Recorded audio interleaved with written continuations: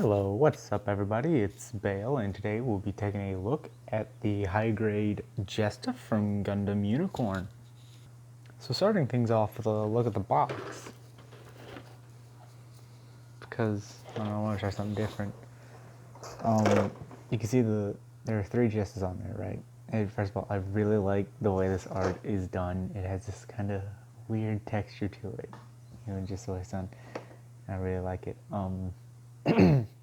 Man, no, this kit is from 2011, which I believe my GM Sniper 2 is from that year as well, but I can't remember. The interesting thing is that it doesn't have the red Bandai logo, it has the blue one. And one thing that actually really bothered me is that's supposed to be the animation model of the Jesta. It's not like that in the anime. It's closer to this. Or this actually is actually closer to this than that, which is funny.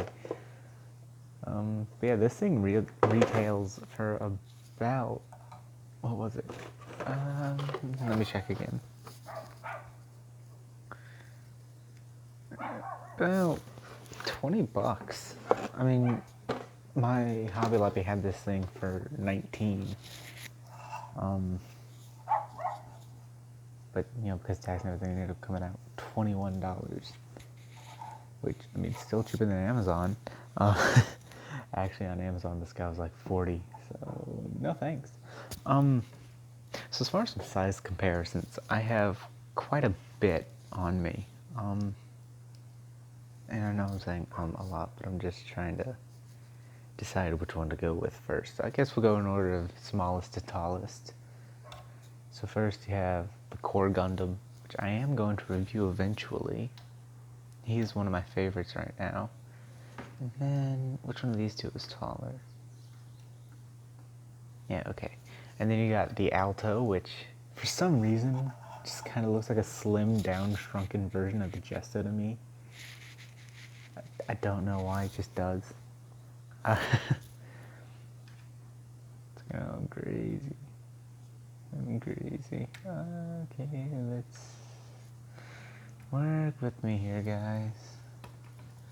Trying to organize a little workspace. Okay.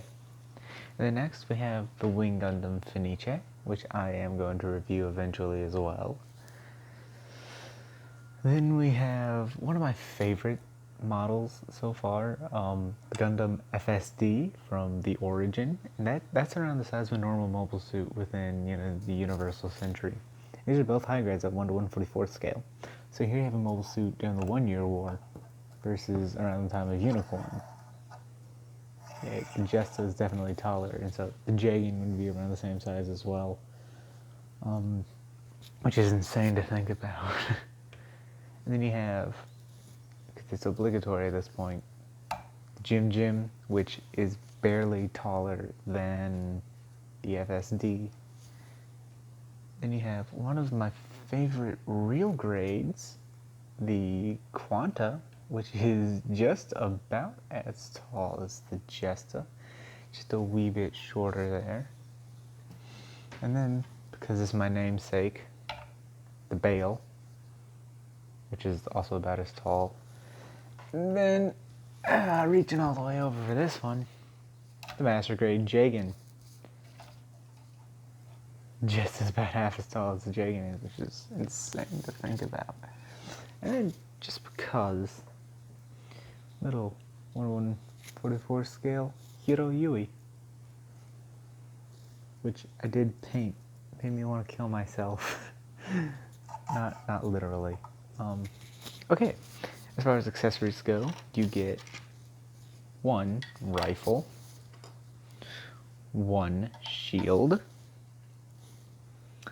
1 open left hand, and then 2 closed fists, 1 trigger hand for the right, 1 normal holding hand for the right, and then you get 2 open hands, 1 for the right, 1 for the left. These are more hands than most modern high grades come with, which is kind of saddening considering this thing's from 2011, back when this was still the standard. I mean, I do love this, but it's not that great of a kit, honestly. It's kind of a letdown. And then for the shield, I couldn't remember what it was for a second. You get 2 holders for it that both plug onto the backpack. I'll demonstrate those later. I don't like that one though. And then you get 1 beam saber blade, 2 beam saber blade, and I had to, come on, out you go, come on, you piece of shit, there we go. 1 beam saber handle. So naturally I bent the other, because it makes sense to do so. Oh, okay, so another fun thing about this guy is mostly color accurate. He only has 5 color correcting stickers. 1 right there, 1 for that camera, 1 for that camera, and then 1 for the front of the scope, and 1 for the back of the scope. Everything else is already color accurate. Well, okay, except for that little circle right there, but that only took like 5 seconds to paint. That wasn't that bad. Yeah, I mean, okay, let's go with the accessories. Starting with the beam saber, just pop that in, and you can tell this is an old kit because it has that old style beam saber, which the GM Sniper 2 has as well, except the beam sabers for that are dark red instead of this bright pink. And of course, you can put the other one in there. Look, it's swooshing. And this just slides into that hand. It's not really going anywhere. And then to put it, to put it back in the storage, you just snap it back on there. And then to put the rifle in the hand, you just pop out that hand, pop open this rifle holding hand, pop in your rifle, close the hand back up, and then slide it on. And one really cool thing about this kit is that, get the left holding hand, you can actually get it to hold on to beam rifle with both hands. Oops. Yeah. I have a lot of high grades currently that can't pull something like this off.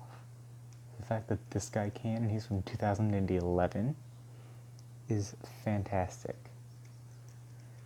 And so of course, every hand you have on this, you just pop it into the ball socket right there. Really cool. That actually bridges us brilliantly into articulation. Oh wait, no it doesn't, because I still have to, okay. This half brings us into articulation. Now, to put on that shield, you're going to want to pop this off because it's so much easier that way. You can pop this little bit off the backpack, right? So that you can take this side off too if you want to have it on the right hand, but it doesn't look that great. And you can pop this one on. Pop the shield on like that. And bam, you got a shield. And if you want it in a semi-stored looking kind of deal, you can pop that off, take this other one, pop it on, pop that on, and you're good to go. But I don't like the look of that, so I am just going to keep this one on for the sake of the articulation portion. Okay, now that we've gone over all of that, we can get to the articulation of this fine model kit. The head is on a double ball joint, so it can get that giggity giggity. You can look up about that far, down that far. Do full 360, no problem. Shoulders on a ball joint, go all the way around, go up that far, down that far, and then they're on that rotating out polycap, and then they can bend that far on only one joint, but that's farther than I've seen a lot of other kits bend on one joint. And then as for the shield, you can rotate up that far, fire those little missiles which I painted, down that far, rotate. Now it has a handle here, but the hand cannot grab it, which kind of sucks, but oh well. For the chest, you can rotate that far, because piping gets in the way. You can bend up that far, not too much, bend down. Oops. You can bend down significantly farther. Ooh. Yeah, it's not a whole lot. Yes, you can bend about that far down. And on the backpack, these little thruster bells are on ball joints. The legs can go out that far, back that far, because butt flap doesn't move. Okay, yeah, these side skirts, well not side skirts, front skirts were one piece. But as always, you can separate them, so they move independently. And then that little blue piece was also its own piece, and I just added a little bit of black on the inside. These side skirts go out, back, forward. You can't open it, but you can take this piece off and take the grenades out, but you know, can't really put them in the hand. He can't do the full splits, but I mean, you can get close. Yeah, you can get close. That's all that matters. I mean, he can do better splits than I can. So, he's got that going for him. You have a double bend at the knee, but because of that armor right there, it doesn't get to go too very far. That's okay. It bends as much as it needs to for most poses. And then you're on a ball joint here and a swivel at the top, so you can bend forward that far in case you need a Michael Jackson or reverse. God, that's crazy. And then you can bend. Okay, let's see how far you can go with that bend. Oops. Yeah, you can go about that far. Pretty good, I think. What's next? What is next? I think I covered everything. Oh yeah, you got a little swivel in there, which is cool. So another really cool thing about this, right, is that I picked this up at Hobby Lobby, right? So it was cheaper than it was on Amazon. I didn't have to wait for shipping or anything. And I live streamed the build on Instagram.